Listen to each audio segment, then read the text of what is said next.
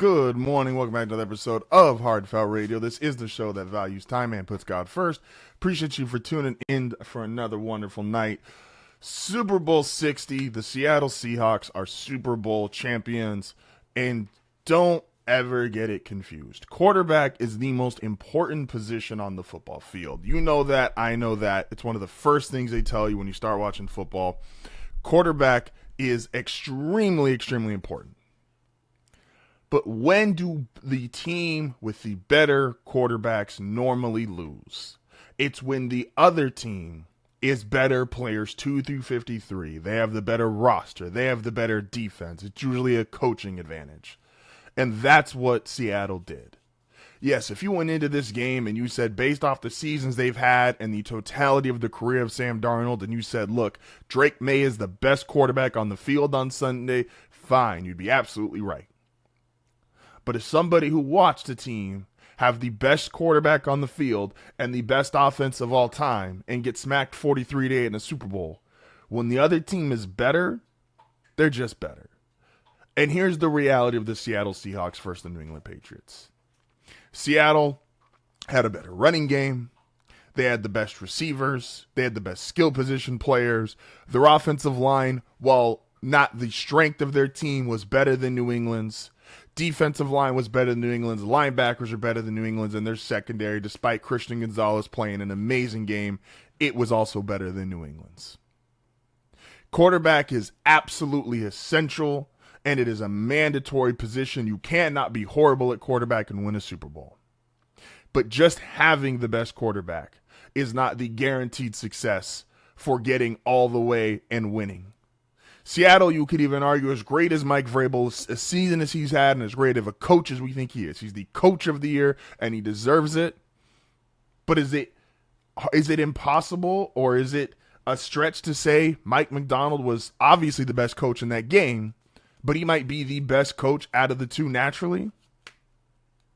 Again, Mike Macdonald went into the division with Kyle Shanahan and Sean McVay, the two best play callers in the NFL, arguably.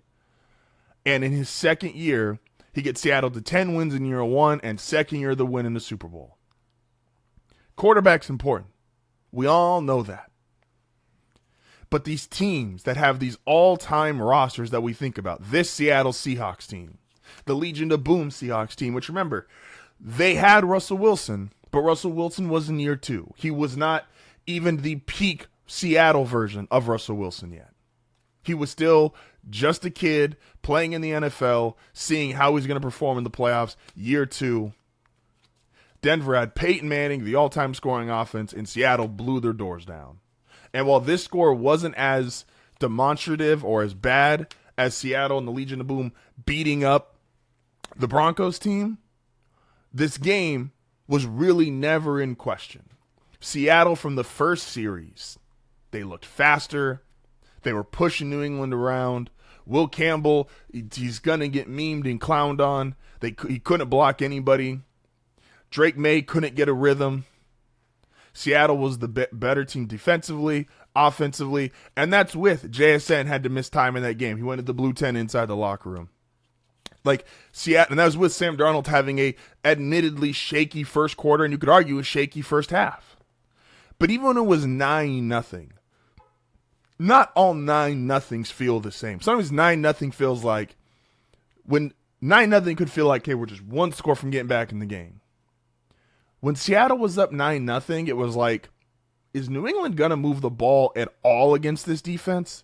Drake May had 60 yards through three quarters. And Drake is a great young quarterback. If you want to say he's the best quarterback from that class, we'll discuss that later. That's obviously an argument. He had an MVP level season. But Seattle, they don't get a lot of talk.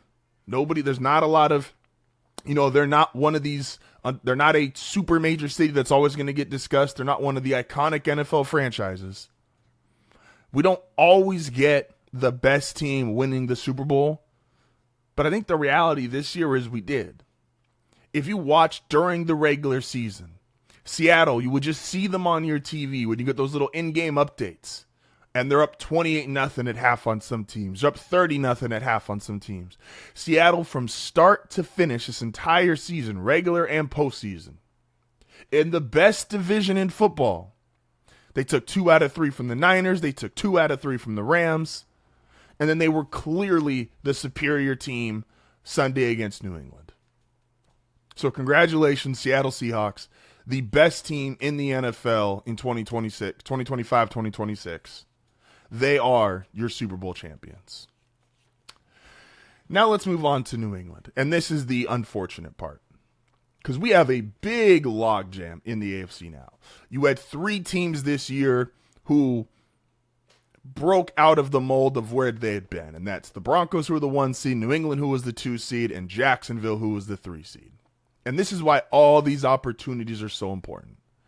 Because you have, Buffalo did make the playoffs this year, but next year, Mahomes, Allen and the Bills, and Lamar Jackson and the Ravens, the 3 normal powerhouses the last 4 to 5 years of the AFC, they're going to be good. They're going to be good again too.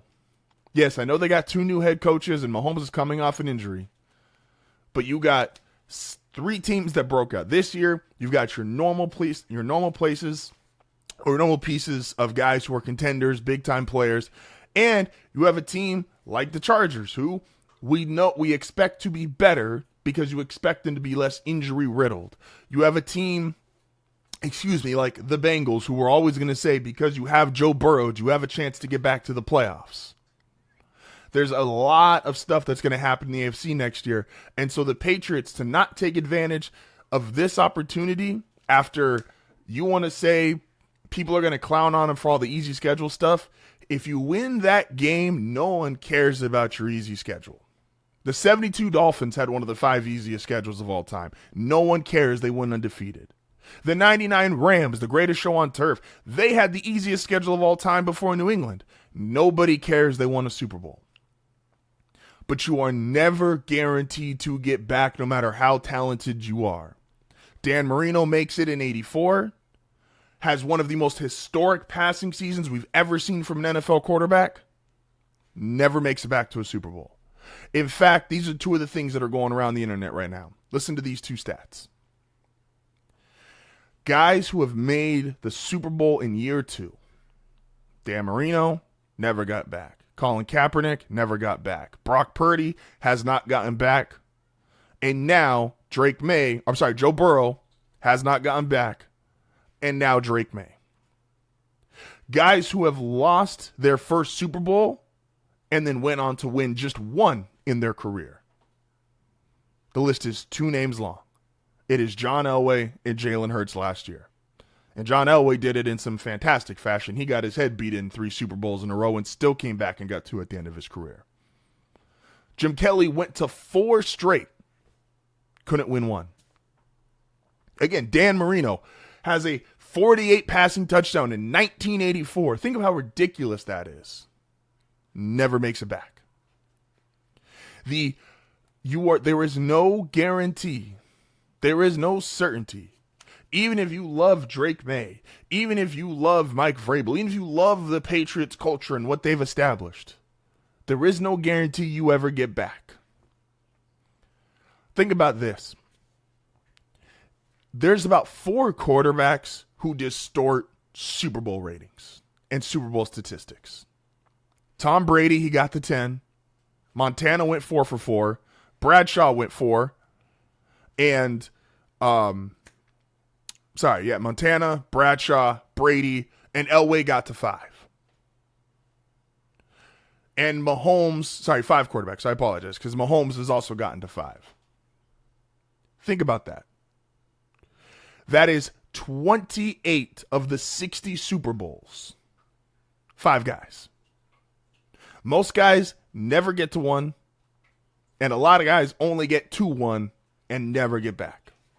So, as great of a season as this was for New England, I believe it was, because New England is going to have cap space, and besides Christian Gonzalez, they don't have a lot of big money guys they got to pay right this second. So enjoy the season as a whole. Second-year quarterback, first-year head coach, making the Super Bowl. That is fantastic. But there also is the real risk, and the statistics say it is more likely than not this coach-quarterback duo may never get back to the Super Bowl. Or maybe Drake May joins the elite all-time class of those guys, Elway, Mahomes, Brady. Maybe he's going to be one of those guys. But great season by New England, but it's really tough to get back, man. And we've seen the Super Bowl hangover. Kansas City, who's the reigning NFL dynasty, they lost last year, and this season went to hell. Losing in a Super Bowl, it's hard to recover from. I mean, if you want to be a part of one of the coolest, most unique communities, don't forget to like and subscribe.